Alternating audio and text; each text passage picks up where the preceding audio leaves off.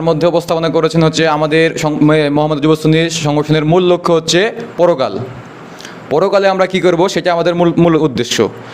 এবং আমাদের আর একটা সংগঠন অ্যাড করেছে আমাদের মোহাম্মদ যুবসুন্নির অঙ্গ সংগঠন আলদাম নিরাপদ রক্ত সঞ্চালন ফাউন্ডেশন। এখানে আমি আলদাম বিষয়ে কিছু বলছি। তো হচ্ছে আমরা আলদামে গত 1 বছরে আপনার 110 ব্যাগ ব্লাড ফ্রিতে ডোনেট করেছি। আর এর ভিতরে আমরা 10টি স্কুল ক্যাম্পিং করেছি এবং 60টি মূলভিত্তিক ক্যাম্পিং করেছি।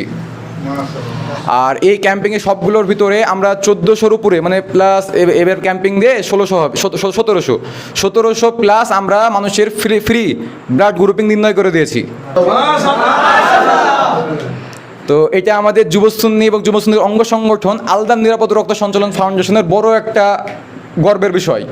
কারণ আমরা এখান থেকে মানুষকে ফ্রিতে সব কিছু দিচ্ছি। সেখানে একটা বলে রক্তের বিষয়, একটা মানুষকে আমরা এক ব্যাগ যদি রক্ত দান করি, সে মানুষ যতদিন জীবিত থাকবে আমাদের সব অটোমেটিক আমাদের আমলনামায় লেখা হবে। এর চাইতে বড় দান কিন্তু পৃথিবীতে আর হয় না, একটা রক্তদান।